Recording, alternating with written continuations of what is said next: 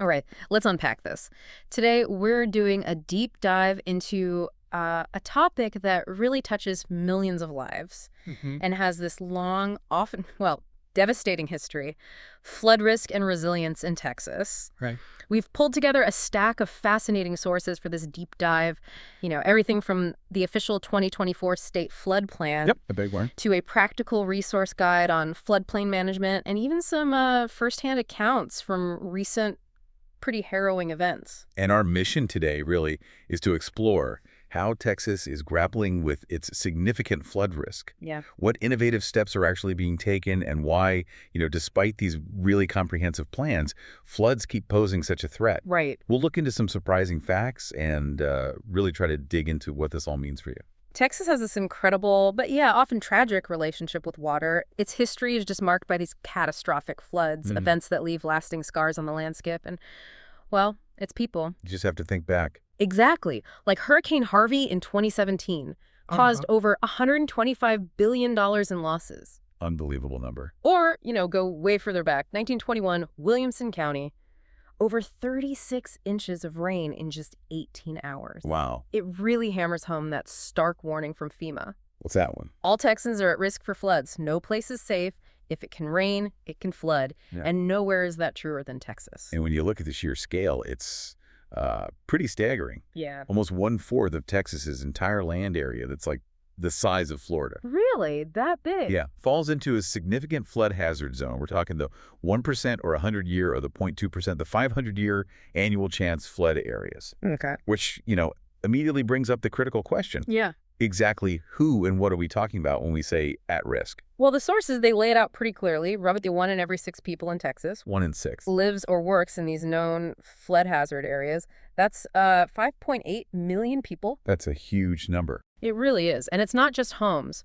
We're talking nearly 880,000 buildings in that 1% annual chance floodplain, with another 780,000 in the 0.2% floodplain. Wow. And what's really concerning is that over 6,200 critical facilities, think hospitals, EMS, fire stations, police, schools, The essential stuff. exactly, are located right in these zones. Plus, over 9,300 low water crossings, those incredibly dangerous spots during heavy rain. And if you look at the bigger picture, while riverine flooding from rivers is the most common type across Texas. Right. Urban flooding, coastal flooding, even this unique Playa Lake flooding up in the Panhandle. They're all significant concerns too. Playa Lakes, okay. Yeah. And to compound things, you've got land subsidence, especially along the coast. Where the land is sinking. Precisely. Yeah. Which can dramatically amplify the impact of coastal flooding. Basically makes the land sink closer to sea level. So given that immense challenge, Texas actually made a massive shift in how it approaches flood planning after Harvey. That was huge. Yeah, in 2019, the Texas legislature passed Senate Bill 8, created the state's very first statewide regional flood planning program.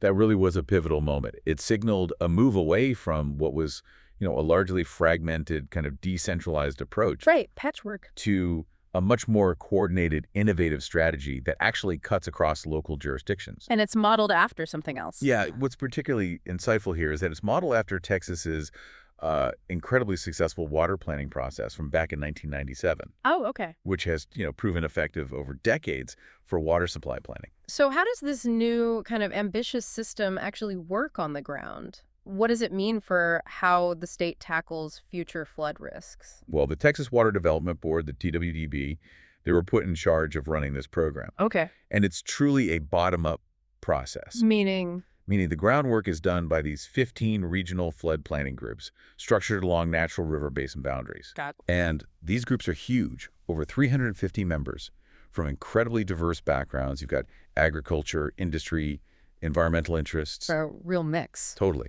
And they held more than 550 public meetings to develop their regional plans, really trying to gather those local insights and priorities. And the state plan then pulls all that local knowledge together into one big document. So what's its core mission? What's it trying to achieve? Exactly. The plan offers this really unparalleled first look at flood risk across the entire state. Comprehensive. Very. It doesn't just identify existing risks to lives and property.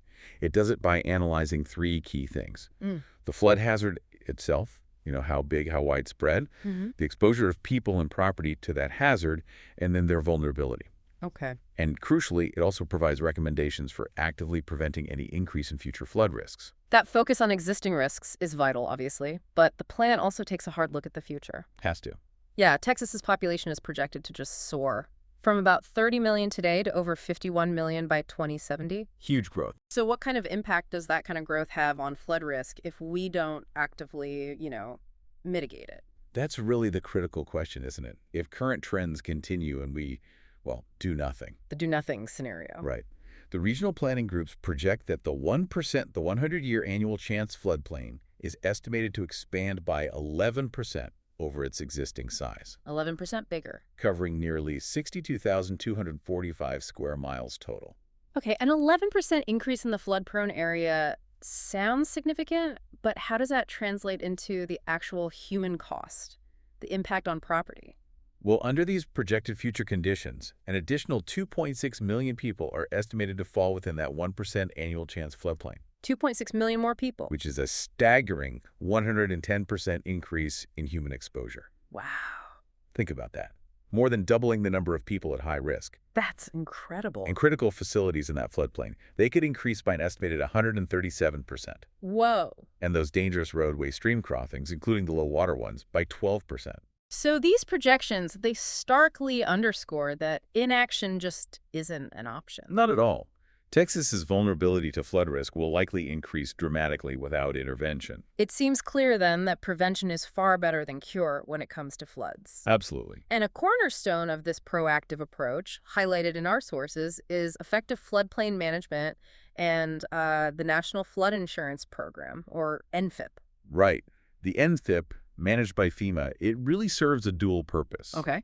First, it aims to provide access to crucial flood insurance, which, many standard homeowner policies just don't cover. Right, that's a key point. And second, it works to regulate development in flood-prone areas. It's essentially a partnership. How so? Well, the federal government provides technical support and the insurance mechanism, and in return, local communities agree to manage and regulate development within their floodplains. So for a community to participate in the NFIP and offer that insurance to its residents, what exactly are they required to do? What's the deal? To participate, communities basically agree to build smarter and safer. Okay. They have to adopt and enforce flood damage prevention ordinances, require permits for any development in a floodplain, Makes sense. ensure building sites are reasonably safe, and mandate that buildings are either elevated or flood-proofed. Right. And a key tool here is using the flood insurance rate maps, or FIRMs. The FEMA maps. Exactly, created by FEMA. They're basically the blueprints showing different flood risk levels and zones. And what about the cost of that insurance? I feel like I've heard that's been undergoing some pretty significant changes recently. Indeed. A major shift has been the introduction of Risk Rating 2.0. Okay, Risk Rating 2.0. Which is FEMA's updated pricing methodology. It leverages, improved technology and a far more granular understanding of flood risks How does it do that? by incorporating more variables like individual property characteristics, distance to flooding source, elevation, and even local heavy rainfall data. So more tailored to the specific property. It's exactly. The goal is to distribute premiums more equitably based on actual risk. Now, while about 23% of policyholders will see immediate premium decreases, Okay, some go down. most, around 66%, will see modest increases, like $0 per month, and about 7% will see 10-20-month increases. So not huge jumps for most people initially, anyway. Right. And it's also worth noting that many Texas communities participate in something called the Community Rating System. CRS? Yeah, CRS, which offers insurance premium discounts 5% up to 45% for communities that go beyond the NFIP minimum standards. It rewards being proactive. Good incentive. So beyond just identifying problems, these regional flood planning groups, they also recommended a huge number of solutions. It's a massive number. What kinds of strategies are we talking about? And maybe the big question, what's the estimated price tag for all of this? They recommended over 4,600 flood risk reduction solutions. Right. Quite a list. Oh. And they fall into three main categories. You've got flood management evaluations. Those are basically studies. Then flood mitigation projects. These are the structural things like levees or non-structural things like buyouts, projects with actual capital costs. Right, the building stuff. And finally, flood management strategies, things like improving regulations or public outreach campaigns. That's an incredible number of potential solutions. What kind of tangible impact could these projects have if hypothetically, they were all put into place? Well, the estimates are pretty significant. If fully implemented, these solutions are projected to remove over 843,000 people Wow. and about 214,000 buildings from that 1% annual chance floodplain. That's substantial protection. It is. And some of these projects even have potential additional benefits, like contributing to water supply through natural aquifer recharge. Oh, interesting, like a bonus. Kind of a bonus for a state like Texas, where water supply is always a concern. Okay, so the impact is potentially huge. Now, the financial cost, the price tag you mentioned. Yeah, the estimated total implementation cost for all these recommended solutions exceeds $54.5 billion. Oh, billion with a B. Billion with a B. And that's without accounting for future inflation. Okay, that's enormous. And get this, almost half of that staggering sum, about $24 billion, is specifically for the massive Galveston Bay surge protection projects. The coastal spine idea. Right, the Ike Dike concept and related projects. Funding that kind of investment sounds like a monumental hurdle. How does Texas plan to finance this? It absolutely is a huge hurdle. One of the fundamental challenges is that flood mitigation projects, well, they typically don't generate revenue. Right, unlike maybe a water supply project where you can charge for water. Exactly. So that makes them inherently harder to fund through traditional means like bonds. Local sponsors frequently reported needing like 80 to 90% financial assistance just to get these things built. So they need state or federal help, mostly. Now, the state does have a flood infrastructure fund, the FIFE, administered by the TWDB. Okay. And it has committed over $643 million to projects since 2019. But, and this is key, only projects recommended in the state flood plan are eligible for that funding. Ah, so being in the plan is critical for getting state money. Absolutely critical. So these plans, they also include pretty strict building standards for new construction, right? To avoid making the problem worse. Yes, definitely.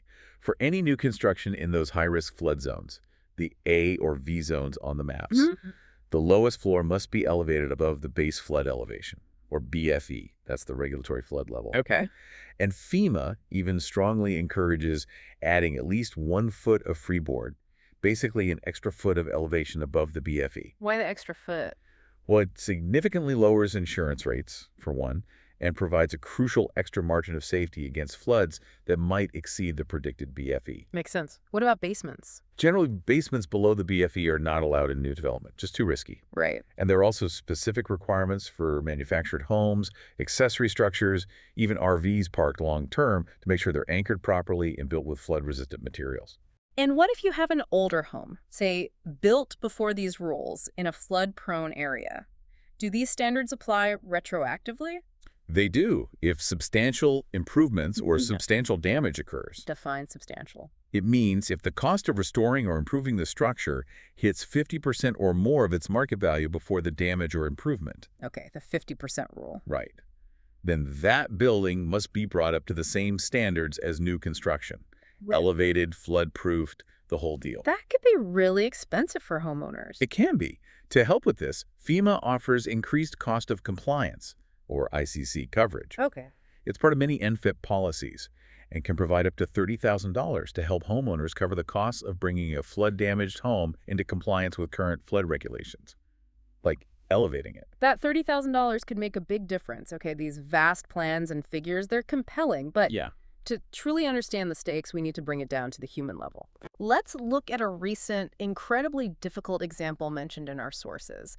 Those central Texas floods where the Guadalupe River rose so dramatically. What happened there? The sheer speed of that event is just, well, it's terrifying to read about. Yeah. Reports indicate the Guadalupe River rose as much as 30 feet 30 feet. in just 45 minutes, occurring right between 4 and 6 a.m. In the middle of the night? Exactly.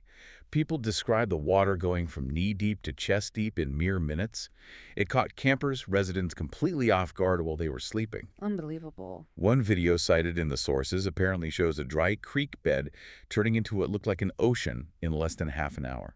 How? How could water rise so fast? What creates that kind of flash flood? Well, several factors contribute, especially in the Texas Hill Country. The topography itself often creates this natural bowl effect. Funneling the water. Yeah, funneling massive amounts of rain into river systems with incredible speed and efficiency. Okay. And recent droughts, counterintuitively, can make it worse because the ground becomes compacted, hard, even hydrophobic, meaning it actually repels water initially rather than absorbing it quickly. So the rain just runs right off. Exactly. Okay. Leads to extremely rapid runoff into the creeks and rivers. Were there warnings in place for that specific event?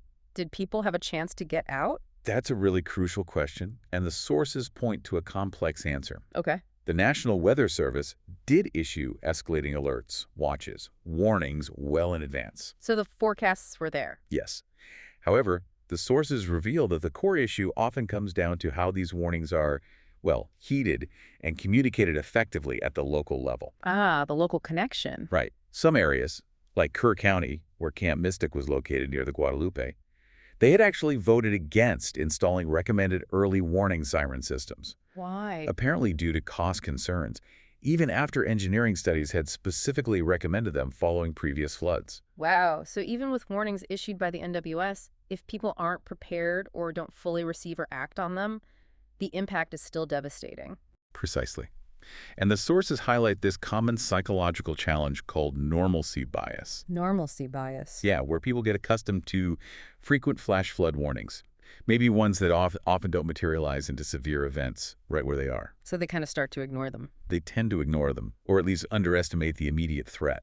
And then there's that persistent misunderstanding of terms like a 100-year flood. Right. People think it means it only happens once every 100 years. Exactly. Instead of understanding it's really a 1% chance any given year. That misunderstanding can also lead to dangerous complacency. Despite these known risks, these devastating events we just talked about, people continue to rebuild and reside right in these flood-prone areas. Why do you think that is? Yeah, it's a tough question. When you look at the bigger picture, for many, especially in highly desirable areas like along the Guadalupe River, Beautiful areas. absolutely, the sheer value, whether it's significant income from vacation rentals, the appeal of a riverfront home, or just deep personal enjoyment and connection to the place, often seem to outweigh the known flood risks in their decision-making. So it's a complex calculation for people. It really is. It's this complex interplay of economic incentive, personal choice, community ties, and, maybe even that normalcy bias again. It continues to evolve, making the challenge of true flood safety incredibly nuanced. Well, this deep dive into Texas's flood planning has certainly revealed just a monumental ongoing effort, It really has. trying to understand and mitigate this pervasive threat.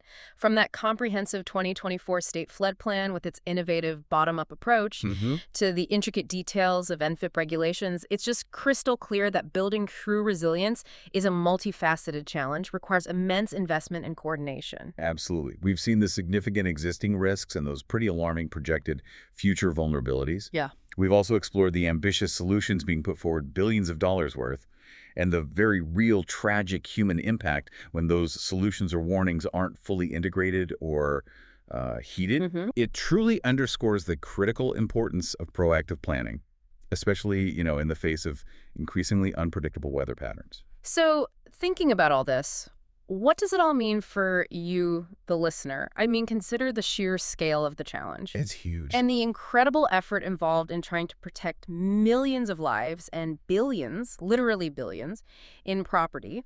This raises, I think, an important final question for everyone to think about. Beyond the massive structural projects and the policy changes we've discussed, what role does individual awareness, and maybe even more so, community awareness and action, truly play in fostering lasting flood resilience?